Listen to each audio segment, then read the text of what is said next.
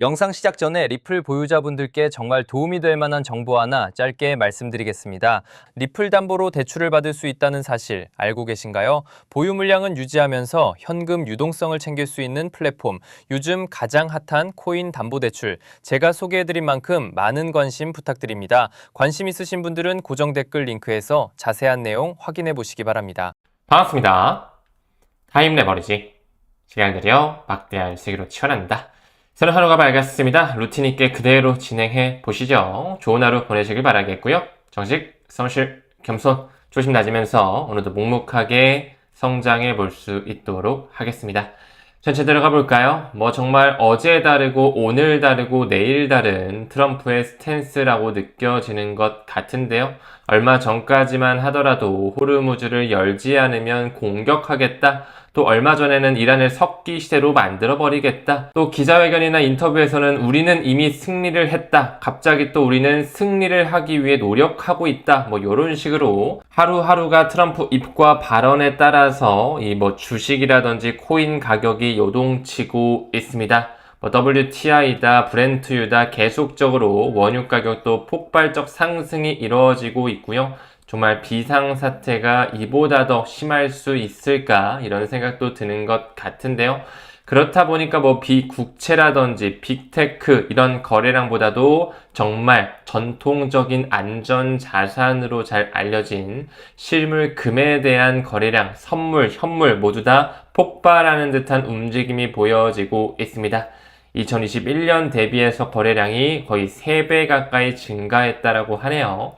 지정학적 불확실성도 있겠지만 그에 따른 인플레이션 우려, 지정학적 리스크, 그리고 지금까지 특히나 브릭스 국가들이 각국의 중앙은행을 통해서 미 국채를 던지고 이 실물금을 매입하는 움직임 때문에 이 실물금에 대한 거래량뿐만 아니라 좋은 흐름이 꾸준히 나왔다라는 것까지도 우리가 볼 수가 있습니다. 현재 시점으로 금 1온스당 가격은 한 4,600달러 선 왔다 갔다 하고 있네요. 참고로 봐주시면 좋겠습니다. 다음 기사 봤을 때 내 경쟁자는 블록체인 100개사를 감시하고 있다라고 하면서 JP모건의 수장이죠. 이 제이미 다이먼의 목소리가 들리고 있습니다. 2026년에 뽑은 5대 리스크를 얘기하고 있는데요. 첫 번째로서 이 스테이블 코인을 이야기하면서 블록체인 기반 금융 서비스가 전통은행에 큰 위협이 되고 있다 이런 얘기를 하는데 결국엔 법안의 통과와 함께 금융에 대한 패러다임이 바뀌는 과도기 속에 살고 있다. 제가 이따가 법안에 대한 이야기 잠깐 좀 드릴 수 있도록 하겠습니다. 무엇보다 이 부분이 더 중요한 것 같아요. 이 제이미 다이먼이 물론 스테이블 코인 부분에 있어서 지금 이자 밥그릇 싸움하고 있지 않아요. 위협도 되겠지만 기술 발전 속도가 매우 빠른 만큼 규제에 대한 개선과 안전망이 필요하다. 이런 부분에 있어서 이제 조만간 JP 모건뿐만 아니라 모건 스탠리에서도 비트코인 현물 ETF 수수료 0.13으로 굉장히 파격 조건을 내세웠죠. 이런 은행들에서의 암호화폐 파생 상품들이 준비되고 있다 보니까 규제에 대한 명확성 반드시 좀 필요할 것이라고 느껴집니다. 스테이블 코인 뿐만 아니라 그가 뽑은 리스크를 보게 됐을 때 인플레이션 재상승, 중동 전쟁에 대한 리스크도 당연히 들어가 있겠죠. 그리고 인공지능에 대한 일자리 변화, 점점 더 인간이 설 자리가 줄어들고 있고 정부 신뢰가 상실한다. 또 블랙록의 레리 핑크의 자본주의의 리셋 과정, 그의 언급이 다시 한번 떠오르는 것 같고요. 유럽의 경쟁력이 약화되고 있다. 이제 유럽연합이 붕괴될 수 있는 가능성도 스물스물 열리고 있죠. 이런 부분이 2026년 세계 경제에 영향을 준 5대 리스크로 경고 사인을 주고 있습니다. 그러면서 월가의 대표 그룹이라고 불리우는 시티은행까지도 올해 첫 금리 인하는 6월달도 아닌 7월달도 아닌 9월로서 지금 전망을 수정하고 있거든요. 저는 개인적으로 이제 5월 중순에 케빈 워시 아마 높은 확률로 지명이 되고 청문회도 잘 마무리되면서 세대 교체가 이루어지면 6월달, 늦어도 7월달 정도에는 금리 인하가 한 번 정도 있지 않을까라고 생각을 해요. 왜냐하면 무엇보다 도널드 트럼프가 뽑은 사람이잖아요. 그는 물가의 안정과 금리를 내리는 것을 목표로 하고 있죠. 무엇보다 올해 11월 중간 선거가 있기 때문에 미국에서 중요한 이 주식 시장 또 이 암호화폐 유권자들의 표심을 사기 위해서는 지금까지의 이런 횡보라면 큰 어려움을 겪을 수 있다라고 판단이 됩니다. 아무쪼록 시티에서는 항상 좀 이렇게 보수적인 전망치를 내놓는 것 같아요. 그들이 과거부터 이제 비트코인과 이더리움이 박스권에 들어올 수가 있다 하면서 목표가를 낮췄던 이력까지 있죠. 이 디지털 자산 시장에 매우 좀 보수적이고 선을 긋는 듯한 모습을 보여줬었는데요. 여기 보이는 것처럼 그들은 이 클래리티 법안 자체 시장 구조법에 대한 최종 통과가 어쩌면 올해가 아니라 내년 이후로 미뤄질 가능성까지 이야기를 하고 있습니다. 무엇보다 스테이블코인에 대한 이자 경쟁, 이런 밥그릇 싸움도 중요하겠지만요. 더 중요한 과제가 남아있는 건 제가 지금 연필로 펜으로 쓰고 있는 이 디파이 영역이 또 한 번 갈등이 심화될 가능성 저는 열려 있다라고 생각하고 이 시티그룹의 보고서에서도 이 디파이에 대한 정의 명확화가 가장 큰 장애물이다라고 이야기를 하고 있죠.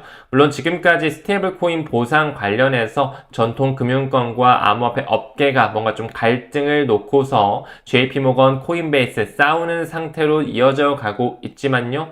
타협 가능성은 결국에 높은 영역이라고 그들 또한 보고 있습니다. 그 부분의 일환으로 블록체인 협회에서는 디파이 억지 규제하지 말라라고 하면서 SEC의 면제를 촉구하는 부분까지도 나오고 있죠. 사실 시간이 지남에 따라 웹 3.0 시대가 펼쳐지면서 이제 인간, 개인의 한 명 한 명이 은행이 되는 시대가 결국엔 올 텐데요. 그런 부분에서는 이 디파이에 대한 기준의 명확성이 반드시 필요할 것이고 이 부분이 쉽사리 빠르게 통과될 가능성보다는 조금 더 지연되면서 잡음이 연출될 확률도 배제할 수 없다라고 생각합니다. 아무쪼록 블록체인 협회는 지금 SEC에게 디파이 같은 경우는 기존 중개 시스템과는 다르다. 기존 법적 틀에 넣지 말아라. 이런 식으로 지금 주장을 하면서 계속 약간 갈등이 심화되고 있는데요. 스테이블코인에 대한 협의가 마무리되면 다음 섹터는 이제 또 디파이로서 들어갈 것이고 그와 파생돼서 에어드랍이다. 스테이킹이다. 여러 가지를 건드리는 시기까지 우리가 기다릴 필요가 있어 보입니다. 우리가 조금 더 냉정하게 봤을 때는 올해 4월 달에 여기 나오는 것처럼 상임위 통과가 안 된다고 하면 정말 계속 좀 지연될 가능성까지 열어둬야 됩니다. 그래서 늘 강조드렸죠. 올해 자체를 그냥 길게 턴키로 바라봐야 된다.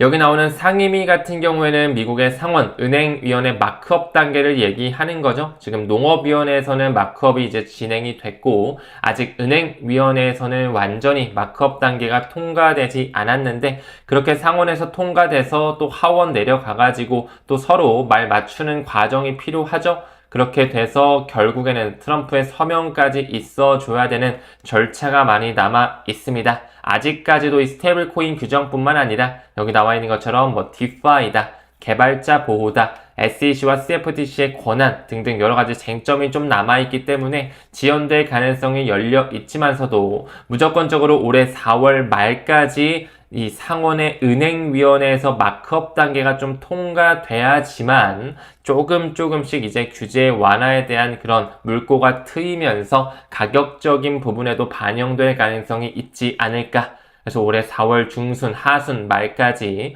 어떤 시나리오가 펼쳐지는지 묵묵하게 여유롭게 한번 지켜봤으면 좋겠습니다. 이 TD 코인에서는 이제 완전한 통과를 실질적으로 한 올해 8월 정도를 보고 있는 거죠. 한 4월 정도에는 이제 은행위원회 완전히, 상원 은행이 완전히 좀 통과하고 하원, 상원 왔다 갔다 하는 거, 그다음 7월달, 8월달 정도가 좀 가능성이 있지 않을까 이렇게 좀 실질적 기한을 주고 있습니다. 그나마 고무적으로 볼 수 있는 건 SEC와 CFTC가 이제 서로 경쟁이 아니라 완전히 손을 잡는 듯한 스탠스를 취하고 있다 보니까 이런 프레임워크 덕분에 큰 혼선이 빚어질 확률은 현저히 낮다라고 생각을 합니다. 지금 현재 기준으로 2016년 안에 클래리티 법안이 통과될 확률은 60% 정도로 보여지고 있네요. 저도 개인적으로 27년으로 넘어갈 확률보다는 올해 하반기, 중반부 정도에 통과될 확률이 조금 더 높지 않을까 바라보고 있습니다.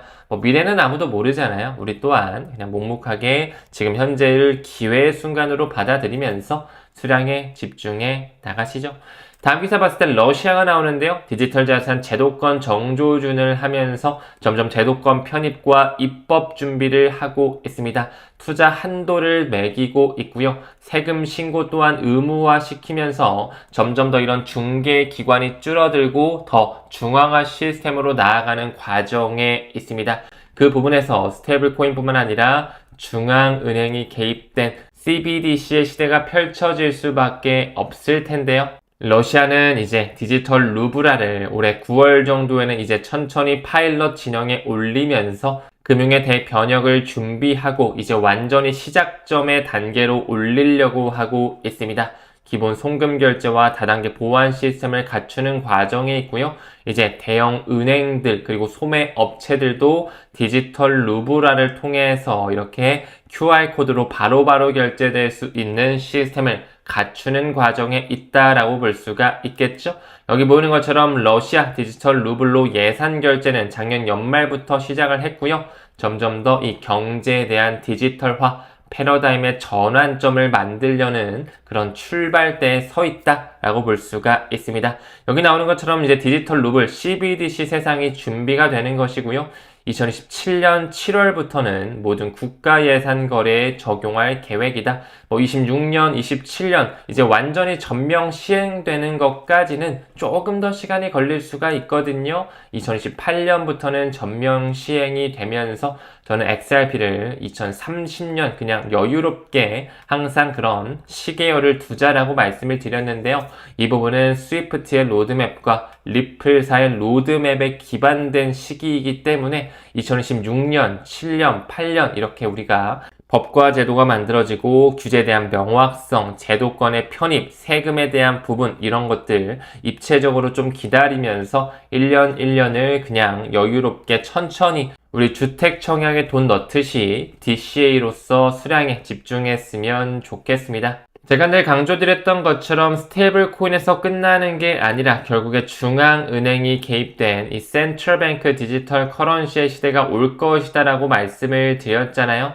우리나라 한국은행 같은 경우도 BIS 이런 국제결제은행과 같은 국제기구들과 함께 계속적으로 이 한강 프로젝트의 파일럿 2단계를 시작을 했습니다. 한 달도 안 된 기사죠. 이제는 정부 보조금 자체를 디지털화 시켜가지고 이 디지털 화폐로 지급할 준비를 하고 있습니다. 기존에 시중 5대 은행, 6대 은행만 참여를 했었다면은 이제는 IM뱅크다, 경남은행이다, 부산은행이다 이런 은행들까지도 참여를 하면서 총 9개 은행이 실거래 파일럿에 준비를 하고 있고요. 이제는 생체 인증, 결제 방식까지도 도입을 하면서 예금 토큰 상용화, 송금 기능까지 탑재하며 안 쓸 수 없는 시대가 펼쳐지겠죠. 우리는 CBDC가 전면 시행되고 완전히 상용화되는 시대를 바라보면서 이 친구를 중장기적으로 모아가야 된다. 좀 말씀을 드리고 싶네요.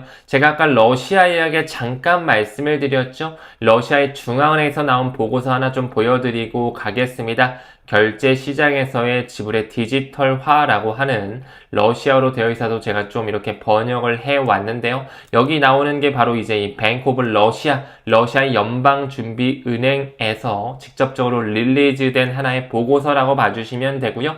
여기서 그들이 CBDC를 하는 부분에 있어서 어떤 결제망과 분산 원장 기술을 썼는지 여기 우리가 잘 아는 하나의 단어가 나오고 있죠. 이 부분을 실제로 번역하게 되면 리플 시스템을 이용해서 국경을 초월한 송금 메커니즘을 그들이 지속적으로 파일럿하는 과정에 있다라는 거. 왜 자꾸 리플사가 각국의 중앙은행들과 손을 잡고 BIS의 논문과 문서, 파일럿 보고서에도 실리면서 지속적으로 펀더멘탈을 확장하고 있고 공식적인 라이선스를 취득하고 있는지 잘 한번 생각해 보셨으면 좋겠습니다. 또한 뱅크 오브 러시아에서는 디지털 루블이라고 하는 하나의 공식 문서도 내면서 시간이 지남에 따라 법과 제도가 만들어지고 국경 간 송금을 더 이롭고 효율적으로 하겠다라는 이야기를 하고 있죠. 그들의 논문과 문서에는 꾸준하게 리플과 XRP 코인에 대한 이름이 명시가 되어져 있습니다. 이런 부분들 우리가 반드시 내 것으로 만들면서 CBDC 시대를 준비하고 대비할 필요가 있다라는 거, 리플 솔루션, 리플 페이먼트, ODL 이런 개념들 꼭 공부를 통해서 내 것으로 만드시길 바라겠습니다. 금일 영상은 여기서 마무리 짓고요. 오늘 저는 8시에 우리 에이플 회원님들 라이브 있으니까요. 시간 되시는 분들 꼭 참석해 주시고 안 되시는 분들은 녹화본 꼭 한 번씩 시청하시면서 기회 순간으로 치환해 가시죠. 우리는 모든 면에서 점점 더 좋아지고 있습니다. 감사합니다. 성투합시다.